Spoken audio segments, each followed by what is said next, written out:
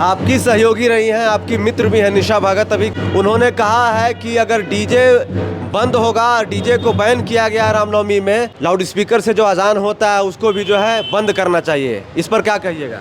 ये डीजे जितनी जोर से बजाई जाती है, ऑफ कोर्स नॉइज़ पॉल्यूशन होता है। जो डीजे बजती है, चाहे वो मुस्लिम्स के अजान में कह दीजिए या फिर किसी भी और चीज़ों में, चाहे मंदिरों में बजती है, तो देखिए मैं यही कहती हूँ कि इतना ना बजाइए कि किसी को परेशानी हो जाए। अजान वो कुछ देर का होता है, मुझे लगता है कुछ मिनट का ही होता होगा, उससे ज़्यादा नहीं। तो मुझे नहीं लगता है कितना में किसी को डिस्टर्बेंस होता होगा।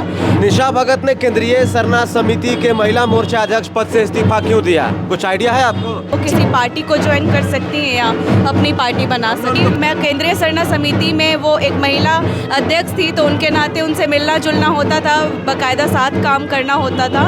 उनकी व्यक्तिगत सोच क्या है या वो क्या सोच रही है, उनकी आगे की रणनीति क्या है, वो तो वो बेशक बता सकती है, मैं नहीं बता सकती। डीजे किसी भी बड़े आयोजन में, जैसे कि मुहर्रम हो गया, सरूल हो गया, रामनवमी हो गया, और भी किसी प्रकार का जो आयोजन होता है, डीजे बजना चाहिए कि नहीं बजना चाहिए? और बजना चाहिए तो कैसे बजना चाहिए, और नहीं बजना चाहिए तो क्यों नहीं बजना? झारखंड में शिक्षा, स्वास्थ्य और बेरोजगारी की बातें छोड़कर रामनवमी सरहुल में डीजे बजेगा कि नहीं बजेगा, इस पर चर्चा हो रही है। जैसा कि आपको पता है कि इरफान अंसारी के एक बयान के बाद पूरे सोशल मीडिया पर तबाही मच गई है। निशा भगत ने खुली जो है चुनौती दी है इरफान अंसारी को कि अगर डीजे बंद होगा रामनवमी में तो आपको जो है अजान का लाउड स्पीकर भी उतारना पड़ेगा। मतलब जिस लाउड स्पीकर से अजान होता है उसको भी उतारना पड़ेगा। इस वक्त हमारे साथ बातचीत करने के लिए इसी मुद्दे पर एंजल लकड़ा जी हैं, केंद्रीय सरना समिति की प्रवक्ता हैं, सदस्य हैं। जानते हैं कि इन्हीं की सहयोगी रही, इनकी मित्र रही निशा भगत ने खुली चुनौती दी है। एंजल जी, झारखंडी जोहार रहेगा आपको। जोहार। जितने भी दर्शक हैं, जितने भी श्रोतागण हैं, सभी को मेरी ओर से जय जोहार, जय धर्मेश। एक सप्ताह बाद जो है आदिवासियों का सबसे बड़ा त्यौहार सरहुल है, उसकी तैयारी कैसी हो रही है और उसमें डीजे बजेगा कि नहीं बजेगा, आप ये हमें बताइए। जी, तैयारियां तो बहुत ज़ोर शोर से है और हम लोग पिछले होली के बाद से एकदम एक्टिव हो गए हैं कि हमें किस तरह से सरहुल मनाना है। और रही बात डीजे की, तो डीजे आदिवासी समाज का कल्चर नहीं है। हमारा कल्चर ढोल नगाड़ा मांदर का है, जिससे हम अपनी संस्कृति को प्रेजेंट करते हैं। और आदिवासी समाज के ये परंपरा में ही है, तो मैं तो डीजे को वैसे ही इग्नोर करती हूँ। मैं चाहती हूँ कि हमारी कल्चर ढोल नगाड़ा मांदर दिखे तो वो ज़्यादा बेटर रहेगा। अभी जो है सदन में इस बात को लेकर चर्चा हो रही है, सत्ता पक्ष और विपक्ष के लोग जो है रामनवमी में डीजे बजाने को लेकर, जो बीजेपी के लोगों का कहना है कि हजारीबाग में जो है बहुत ही भव्य तरीके से जो है रामनवमी पर्व मनाया जाता है, तो उस पर जो है हमेशा से डीजे बजता आया है। लेकिन उनका, और इधर जो है सरकार का और प्रशासन का कहना है कि डीजे नहीं बजेगा। और राज्य सरकार के मंत्री हैं इरफान अंसारी, उन्होंने भी कह दिया है कि डीजे नहीं बजेगा। तो आपको क्या लगता है, रामनवमी में भी डीजे बजना चाहिए कि नहीं बजना चाहिए? देखिए, चीज़ें क्या है ना कि ये डीजे जितनी ज़ोर से बजाई जाती है, ऑफ कोर्स नॉइज़ पॉल्यूशन होता है। लेकिन सिर्फ अगर कोई एक पार्टी के लोग अगर कह रहे कि डीजे नहीं बजना चाहिए, तो उनको अपने में भी वो चीज़ लागू करना चाहिए कि अगर डीजे हम किसी और को बजाने से रोक रहे हैं तो हम खुद में भी ना करें तो बेटर रहेगा। आपकी सहयोगी रही हैं, आपकी मित्र भी हैं निशा भगत। अभी केंद्रीय सरना समिति के महिला मोर्चा अध्यक्ष पद से जो इस्तीफा दे दिए हैं। उन्होंने कहा है कि अगर डीजे बंद होगा, डीजे को बैन किया गया रामनवमी में, तो जो है लाउड स्पीकर से जो अजान होता है उसको भी जो है बंद करना चाहिए। इस पर क्या कहिएगा?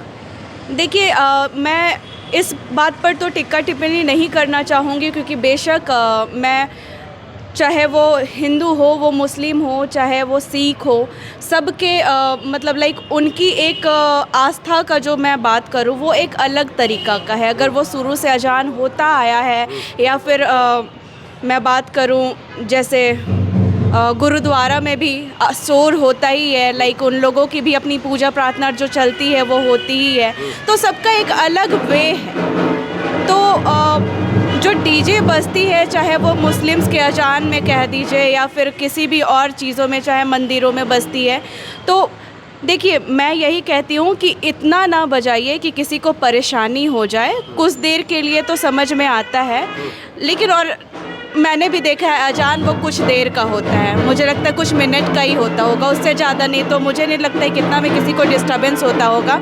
मैं किसी की आस्था में कभी ठेस नहीं पहुंचाना चाहती हूँ, हाँ, लेकिन मैं ये भी नहीं चाहती हूँ कि नॉइज़ पॉल्यूशन जो होता है, मैं किसी के धर्म में बात ही नहीं करूँगी। मैं बस इतना कहूँगी कि जितना भी नॉइज़ पॉल्यूशन होता है, क्योंकि नॉइज़ पॉल्यूशन से आज कितने लोगों को प्रॉब्लम हो रही है, कितने घरों में लोग बीमार पड़े रहते हैं, कितने लोग में बच्चे बड़े पढ़ रहे होते हैं। तो उन सब चीज़ों में डिस्टर्बेंस क्रिएट ना हो, इस चीज़ का खास ध्यान रखना चाहिए।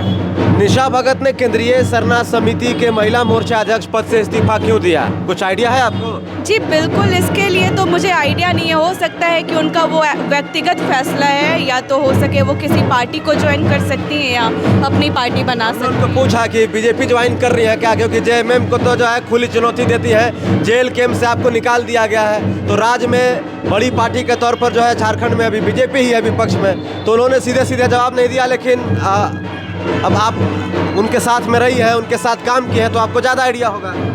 नहीं, बेशक मैं इतनी पर्सनली तो मैं किसी को नहीं जानती। मैं केंद्रीय सरना समिति में वो एक महिला अध्यक्ष थी, तो उनके नाते उनसे मिलना जुलना होता था, बाकायदा साथ काम करना होता था। उनकी व्यक्तिगत सोच क्या है या वो क्या सोच रही है, उनकी आगे की रणनीति क्या है, वो बेशक बता सकती है, मैं नहीं बता सकती। अभी उनसे बातचीत होती है? काम से तो बात होती ही रहती है। अच्छा, सरहुल 20 तारीख को है या 21 तारीख को? 20 से शुरुआत है। द्वितीय शुल्क पक्ष के दिन से हमारी उपवास शुरू हो जाती है, और उपवास के दौरान खखड़ा मछली पकड़ना ये हमारे रीति रिवाज परंपरा में है। फिर उसको लेकर के फिर पहान लोग पूजा पाठ करते हैं, और पूजा पाठ करने के बाद दूसरे दिन 21 तारीख को मॉर्निंग में फिर से पूजा पाठ होता है। माँ चाला एवं सरना माँ का पूजा करते हैं हम लोग, मतलब पूरी प्रकृति का पूजा करते हैं हम लोग। और उसके बाद टहरी वहरी बनने के बाद, जैसे हम लोगों के रीति रिवाज में है कि मुर्गा बलि में देना है, और क्योंकि ये नया साल हम लोग मनाते हैं, धरती और सूरज का जो विवाह के तौर पर भी मनाया जाता है इसको, तो उस टाइम हर चीज़ नई शुरुआत होती है। चाहे वो कटहल देख लीजिए, मतलब नई सब्जियां जितनी भी है, फूल हो गया, फुटकल का फूल हो गया, उसकी एक मिक्स सब्जी बनती है और साथ में टहरी बनती है। तो उसको खा करके पूरा आदिवासी समाज जुलूस निकालता है और आदिवासी एकता का परिचय देता है। इस प्रकार से जो है आदिवासियों का ये सबसे बड़ा त्यौहार है, प्रकृति का पर्व बोला जाता है। आदिवासी समाज जो है अलग अलग झांकी लेकर आते हैं, क्योंकि सिरमटोली में, तो आप लोगों की झांकी भी आएगी? जी बिल्कुल, इस साल हमारी झांकी आने वाली है। और जैसा कि अभी तो बहुत सारे विवाद हो गए कुछ समय पहले, आपने देखा होगा धर्मों को लेकर के। तो देखिए, मैं बेशक कहती हूँ कि मुझे किसी भी धर्म से कोई प्रॉब्लम नहीं है, हाँ, लेकिन हमारी अस्तित्व और अस्मिता खोए तो ये भी मैं बर्दाश्त नहीं कर सकती हूँ। तो मैं यही कहना चाहती हूँ कि जैसे हमेशा से आदिवासी समाज झांकी में जल जंगल ज़मीन को हमेशा रिप्रेजेंट करता आया है, तो इस साल हम कोशिश करेंगे कि हमारे जो लोग हैं उनको ये बताने का, ये जानने का कि आदिवासी समाज की अस्तित्व और अस्मिता क्या है, और आदिवासी और बाकी धर्मों में क्या मतलब क्या डिफरेंस है। आदिवासी किस धर्म को मान रहे हैं और गैर आदिवासी किस धर्म को मान रहे हैं, और आदिवासी की अस्मिता कैसे मिटने वाली है या मिट सकती है, और हम उसको कैसे बचा करके रख सकते हैं, उस पर हम ज़्यादा ध्यान देंगे। एंजल जी, निशा जी ने जो है इस्तीफा देने के बाद बहुत सारा आरोप भी लगाया है। उनका कहना है कि केंद्रीय सरना समिति के नाम से कई गो गुट है, फूलचंद तिर्की गुट, उसके बाद अजय तिर्की गुट, तो आदिवासी बचाओ मोर्चा प्रेम साई मुंडा जी का अलग गुट है, जो आदिवासी एक्टिविस्ट है सबका अलग अलग गुट है। तो ये आदिवासी समाज के लोग बड़ा कंफ्यूज हो जाते हैं कि आखिर असली केंद्रीय सरना समिति कौन सा वाला है। मैं आज एकदम सभी की डाउट क्लियर करना चाहूँगी। आज हम ना एकदम सरकारी कार्यालय में है, कचहरी के 13 RIT बिल्डिंग में, और केंद्रीय सरना समिति आज अपना 55वां वर्षगांठ बना रहा है। तो 55वां वर्षगांठ, आप किसी का भी केंद्रीय सरना समिति जाके देखिए कि उनकी रजिस्ट्रेशन कब की है। ये वाली जो केंद्रीय सरना समिति है, इसके संस्थापक हमारे पंखराज बाबा कार्तिक उरांव जी थे, और उन्होंने बनाया था, और उनके ही दृष्टि दशा में ही आज सरहुल की जुलूस निकाली जाती है ताकि आदिवासी एकता का प्रतीक मिल सके और आदिवासी की एकजुटता दिख सके। तो मेरी बात यहीं पे क्लियर हो जाती है कि हम कहाँ खड़े हैं और बाकी लोग कहाँ हैं। आप उनका रजिस्ट्रेशन नंबर निकाल लीजिए, रजिस्ट्रेशन का डेट निकाल लीजिए। क्या ये जो 55वां वर्षगांठ बना रहा है ये असली केंद्रीय सरना समिति है? ये मैं एकदम दावे के साथ कहती हूँ, लेकिन बाकी का पता नहीं। एंजल जी, अंतिम सवाल रहेगा क्योंकि हमने शुरुआत की थी डीजे से, क्योंकि राज्य में डीजे बजेगा कि नहीं बजेगा उसको लेकर चर्चाएं तेज हो गई है। हालांकि शिक्षा, स्वास्थ्य और एजुकेशन पर और हेल्थ पर कोई बात नहीं कर रहा है, डीजे पर बात हो रही है। आप जो है, क्योंकि युवा हैं, अभिनेत्री भी है नागपुरी, काफ़ी लोग आपको पसंद भी करते हैं, तो आपसे जेन्युइन सवाल है। और एक डीजे किसी भी बड़े आयोजन में, जैसे कि मुहर्रम हो गया, सरूल हो गया, रामनवमी हो गया, और भी किसी प्रकार का जो आयोजन होता है, डीजे बजना चाहिए कि नहीं बजना चाहिए? और बजना चाहिए तो कैसे बजना चाहिए, और नहीं बजना चाहिए तो क्यों नहीं बजना चाहिए? नहीं, देखिए, मैं एक बात बताती हूँ। जैसे मान लीजिए कि अगर कोई हिंदू की मैं बात करूँ, अगर उनके यहाँ पे पूजा पाठ हो रहा है, ठीक है, मान लीजिए वो कहीं मूर्ति बिठा के पूजा कर रहे हैं, इंजॉय कर रहे हैं, वो अश्लील गाना बजा के हाई लाउड स्पीकर में, मतलब ये चीज़ें मैंने सुनी है, ठीक है। तो मैं यही कहती हूँ कि बेशक आप लोगों को एंजॉयमेंट करना है, पूजा पाठ करनी है, आप करिए, कोई दिक्कत नहीं है, लेकिन इतना अति मत कर दीजिए कि अगल बगल वाले लोगों को प्रॉब्लम हो जाए, दिक्कत हो जाए। क्योंकि मैंने पहले भी कहा कि कहीं मरीज हो सकते हैं, कहीं अपने पढ़ाई लिखाई को लेकर के तैयारी कर सकते हैं, और पॉलिटिकल वाले लोग तो मैं कहती ही हूँ कि जैसे अभी सरूल रामनवमी आ रहा है, जब तक पूजा पाठ चल रहा है या जब तक हमारा फेस्टिवल है, तब तक ये पक्ष विपक्ष वाले आपस में एक दूसरे से लड़ते रहते हैं, डीजे बजेगा कि नहीं बजेगा।